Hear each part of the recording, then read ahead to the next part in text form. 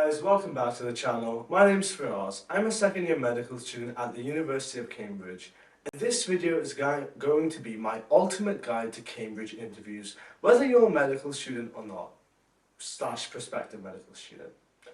Right, so the first bit I'm going to talk about is the more menial software type bit.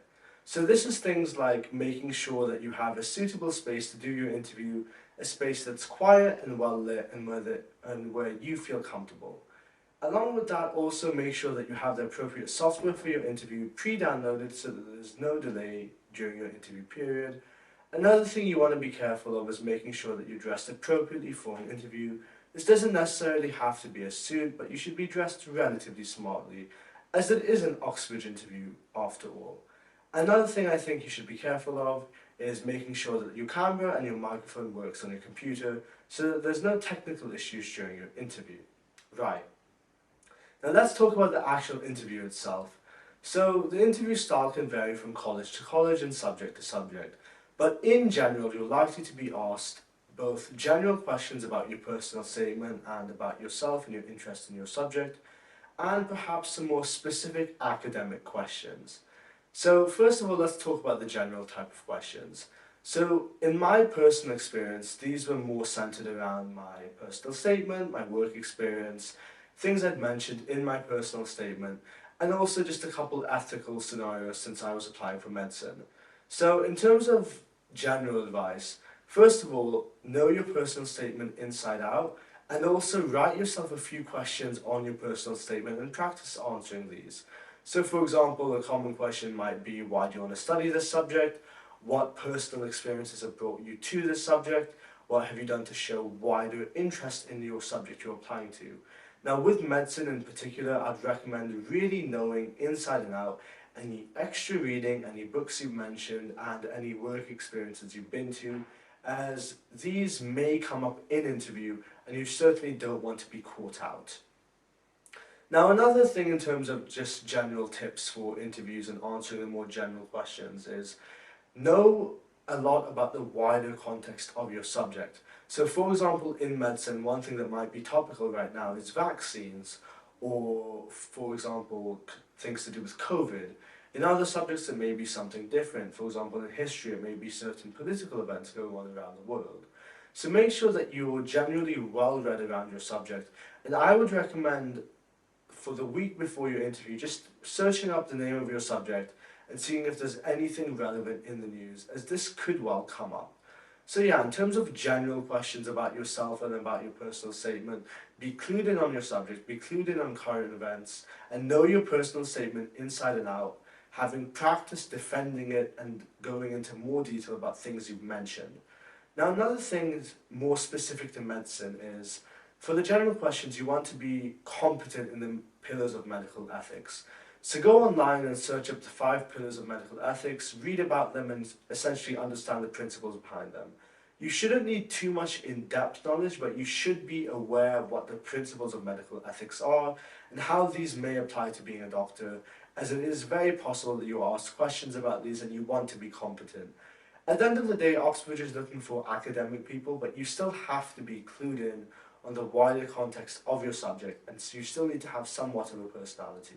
Right, now let's talk a bit about the more academic side of your interview.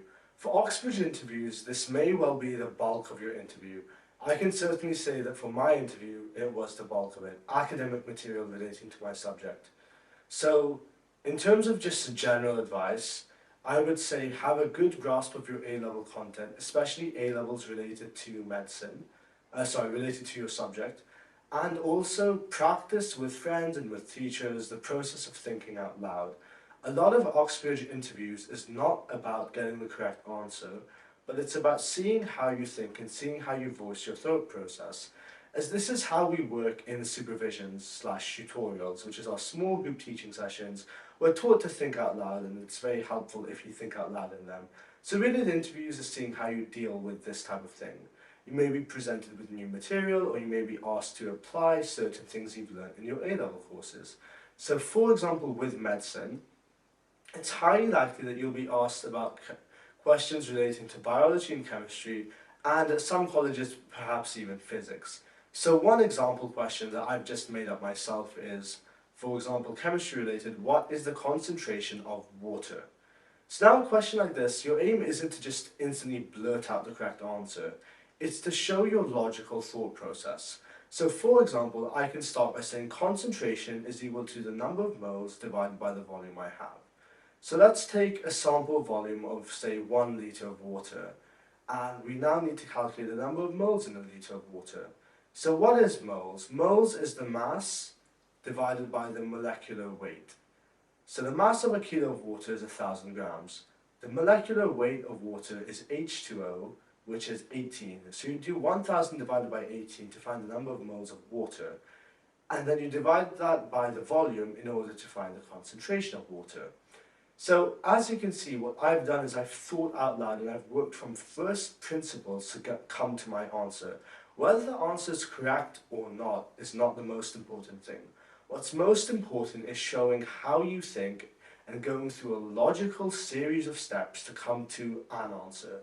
And another thing that's really useful here is the interviewer may jibe in, they may help you, they may correct each step of thinking, but you need to remember that the interview can't help you unless you have been thinking out loud and saying what you're thinking and going through each step logically. So this is, in my opinion, the most important thing I can tell you for the academic part of Oxbridge interviews. Make sure you think out loud and just practice just in your biology classes or in any of your classes. When you answer a question to your teacher, show your thought process, think out loud. This is absolutely essential for Oxbridge interviews, and this is really the main thing you should be doing. Even if you're giving the wrong answer, make sure you're thinking out loud so that the interviewer can help you and kind of direct you towards the right answer. Now, another thing relating to the academics side of Oxbridge interviews is don't be afraid to give your thoughts, even if they may be incorrect. Obviously, don't say anything ridiculous, but if you think something may be correct, just say it and see how the interviewer reacts. The most important thing is actually contributing. You don't want to be sat there in silence. Make sure you're active, make sure you're speaking, make sure you're clarifying things in the question if you don't understand them. Don't be afraid to ask, sorry, what did you mean by that? Or can I ask more about this? It's really important that you engage with the interviewer and that you're showing an active thought process and that you're appropriately responding to the material you're given. Another thing I want you to be careful of is when you're presented new material, don't just jump straight into it. Instead, clarify one or two things. For example, if you're shown an image, ask about it and work from first principles. The whole idea of the academic part of Oxford interviews is to work from first principles in order to come to an answer while showing your logical and detailed thought process. And this is essentially the essence of an Oxford interview and what you really want to be practicing. Speaking of practice, through Sigma Med we are offering mock Oxbridge medical interviews with current Oxbridge medical students. Just follow the link in the description below to find out more.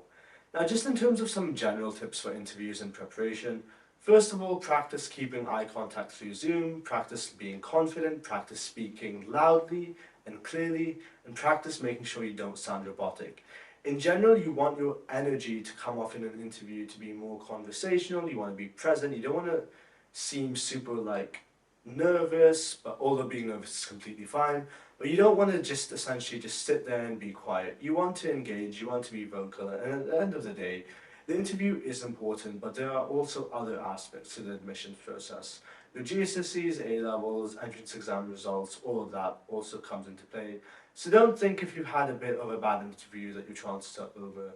Make sure you rest, make sure you sleep before it, and make sure that you are essentially in tune and that your energy is focused on the interview during the interview. Remember, all that matters about the interview is what you actually say during the interview. So just focus during the interview, make sure you're well rested, have a good meal before it, and don't stress too much. At the end of the day, you're having a conversation and don't deep it too much. It is an interview, it is important, but it's not the end of the world. Thank you for watching, and please make sure you're subscribed. I've got plenty more videos coming on both Oxbridge interviews and non-Oxbridge interviews, specifically for medicine, as I know a lot of your interviews will be next year. Thank you for watching.